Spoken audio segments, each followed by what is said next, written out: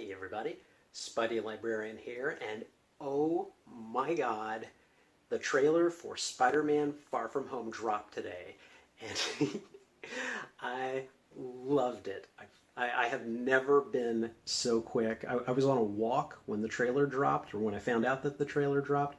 I have never so quickly tried to get back to my office just so I could see it. So, lot to love about the trailer, a lot that really kind of hit my squee buttons. To say I am excited would be an understatement of ginormous proportions. Just a quick warning, in case it wasn't obvious already, this talk is going to contain spoilers and speculation about the plot of Spider-Man Far From Home. So if that's not what you want to hear, then turn back now. For those of you who are pressing on, let's get to it. So there was a lot of new information in this trailer, plenty of which made me ecstatic, and some of which I'd like to talk about right now. There were a few scenes that got me really pumped up, making me even more excited about the movie than I was before. So let's take a look at them and see what about them really work for this particular Spider fan. Scene 1. Spidey helping May raise money and awareness for the homeless. This scene is excellent for a number of reasons. First and foremost, it lays to rest all the speculation about whether or not Aunt May actually knows if Peter is Spider-Man. She knows, and that is unconventional and brave in terms of the writing, if not an unprecedented shift in their relationship. It has been done in the comics, but I felt that this was a very great nod to that. It really seems like the kind of bold choice that would work in the MCU, where things are kind of more or less the same, but just a little different enough for you to notice. Second, it touches on May's commitment to helping give back to her community by working with the homeless. In both the comics and the recent and very well-received PlayStation 4 Spider-Man game, her work with the homeless shelters is given a great deal of prominence. And I think it's pretty brilliant to bring that aspect of her character and her personality to the screen. Also, I think she and Peter are clearly a great team. They're using his celebrity to help her cause, and I just love that high five that they share. It's just so cool. Scene 2, the very quick visual nod to Uncle Ben. This blink and you'll miss it moment immediately caught my eye. In the context of Spider-Man's story, the BFP on the suitcase can almost certainly stand for nothing other than Benjamin Parker. Now, what is his middle name?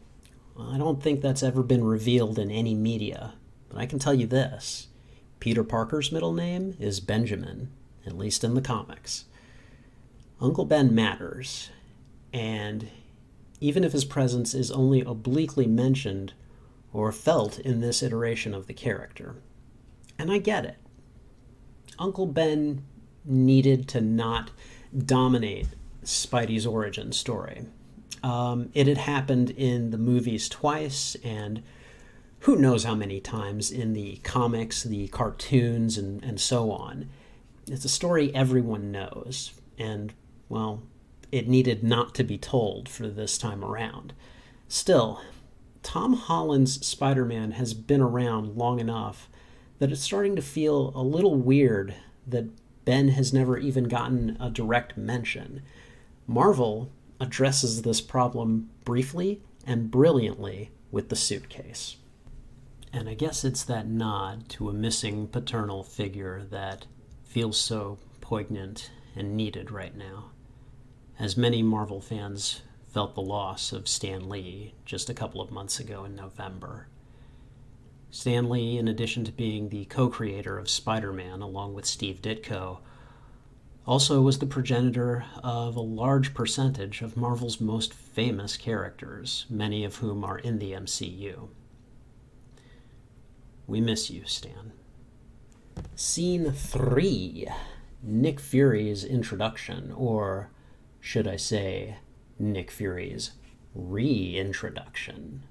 I was already pretty sure we were going to see Nick Fury in this movie, but his reintroduction here is nothing short of memorable.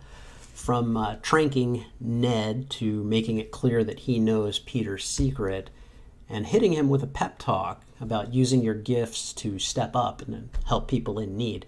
It's very clear that Samuel L. Jackson's super spy is going to be pivotal in driving Spider-Man's actions throughout the movie. I think it's also good just to see this character back in what so far looks to be a pretty substantial role.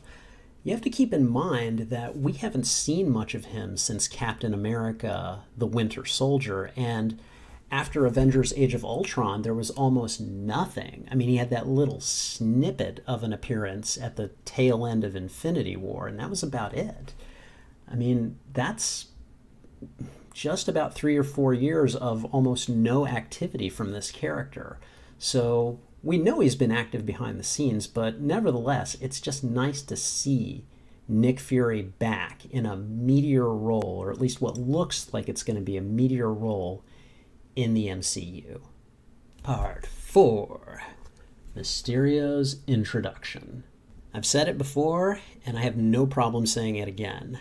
I am consistently astounded at Marvel's ability to take an absurd visual character concept and then translate it to screen in a way that looks several different flavors of badass.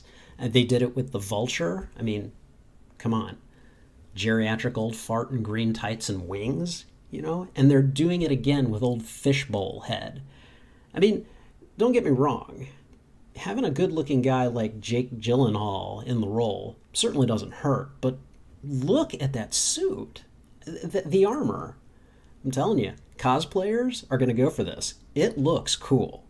And speaking of the fishbowl head, I mean, it looks like it actually works for the character.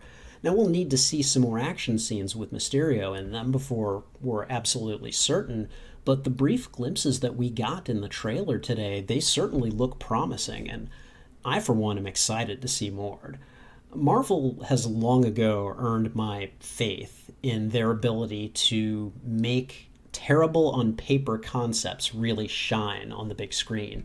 And I'm sure they're going to deliver with Mysterio in that sense. And finally, Scene 5. The Elementals. Or are they Rogues Gallery villains? So they pulled a really interesting stunt with this trailer. We see no less than 3 different adversaries that bear some kind of a classical element as their primary source of power. Quite a few writers called them elementals in their reaction pieces, but sharp-eyed and possibly overeager fans like me probably saw the potential for something a lot more exciting. Are these earth, water, and fire elementals really just that?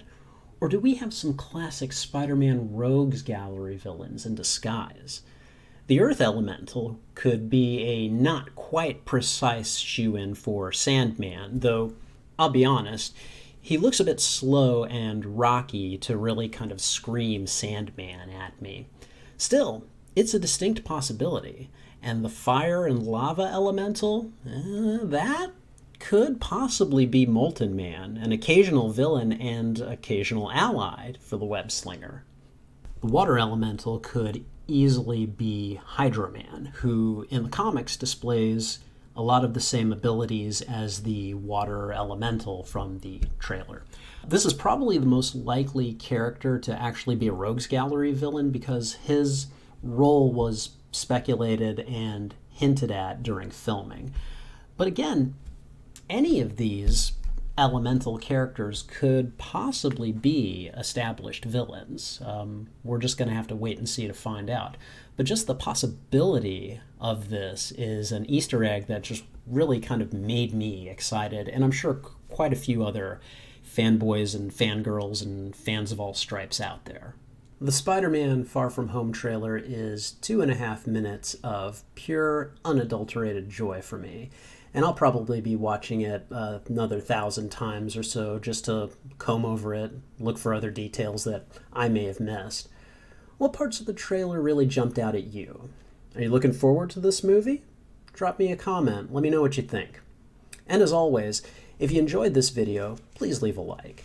If you're feeling particularly ambitious and you haven't already, please go ahead and subscribe. It really helps me out.